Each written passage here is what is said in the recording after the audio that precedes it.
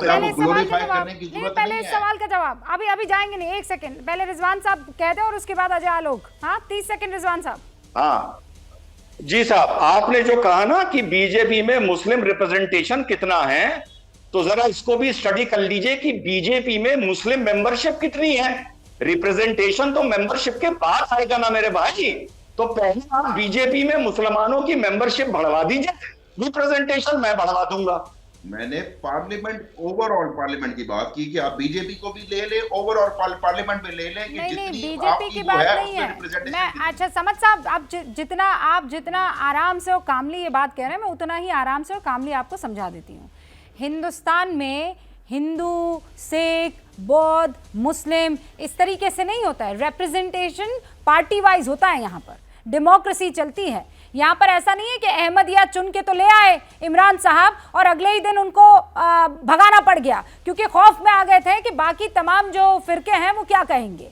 हिंदुस्तान ऐसे काम नहीं करता है। और बाय द वे मैं आपको बता दूं कि यहाँ पर ऐसे ऐसे नाम हैं जो आज भी, चाहे वो बीजेपी हो या बीजेपी के मातहत आने वाली बाकी संस्थाएं हो या कांग्रेस हो या फिर आम आदमी पार्टी हो या दूसरी पार्टियां हो, उन सबको इसका ख्याल रखना है कि इस देश में कोई भी एक आदमी, वो किसी भी कौम का हो, उसके साथ नाइंसाफी नहीं होनी चाहिए, पीरियड। अब अजय आलोक इसका जवाब देंगे और उसके बाद बिट्टा साहब एंड काजी शम्मी। अजय जी। नहीं रूबिका जी मैं समझ साहब को जवाब क्या दूं। मुझे तो आश्चर्य लगता है कि उन्होंने ये सवाल पूछा कैसे, क्योंकि इस चीज़ के तो पार्टी वो खुद रहे होंगे ना कि आज़ादी मिलने के बाद हिंदुस्तान पाकिस्तान जो बंटवारा हुआ, 19% हिंदू घटते घटते आज 1% से कम हो गए। और ये हमसे पूछ रहे हैं कि मुसलमानों की रिप्रेजेंटेशन कितनी है भारत में। इस देश का राष्ट्रपति भी मुसलमान बन चुका है।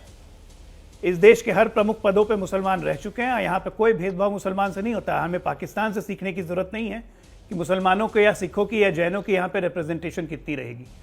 एक पॉलिटिकल पार्टी सिस्टम चलती है, डेमोक्रेसी जिसको कहते हैं, जिसमें पाकिस्तान दूर दूर तक अब कहीं नहीं है।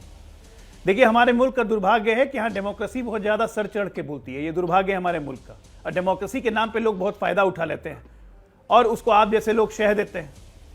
तो इसीलिए हमारे देश में कुछ लोगों के कारण आप लोग इतना बोल लेते हैं, नहीं तो आप लोग को तो बोलने का अधिकार ही नहीं है कि रिप्रेजेंटेशन कितना है और नहीं है। आप ये देखिए कि हमारे देश के बगल में चाइना, कोई डेमोक्रेसी नहीं है, सिंगल पार्टी रूल, लेकिन वो सद्भाव की धरती है।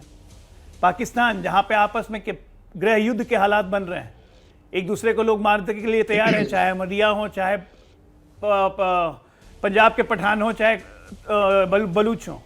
बगल में बांग्लादेश या सुन्नी का रोज दिन झगड़ा, जो हमारे पड़ोसी हैं, मैं बता रहा हूँ, विश्व की बात नहीं कर रहा हूँ। लेकिन लोकतंत्र हमारे यहाँ खतरे में हो जाता है।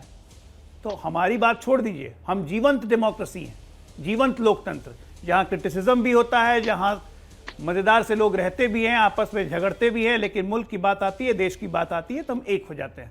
और हमारे यहाँ हिंदू मुस्लिम में कोई भेदभाव नहीं है। इसलिए मैं फिर कह रहा हूँ, मुसलमानों के लिए सबसे अच्छा। जैसे ही घड़ी का काटा दोपहर 2:30 पे आए, बबीता जी का दिल सास बहू साजिश के लिए मचल जाए। और ये है इनकी बहू, पूरे दिन ऑफिस की टेंशन हो जाए गॉन जब ये करें अपना फेवरेट शो फ्री टाइम पे ऑन। इनकी तरह आप भी देखिए अपना फेवरेट शो अपने टाइम पर और डाउनलोड कीजिए एबीपी लाइव ऐप अपने स्मार्ट टीवी पर।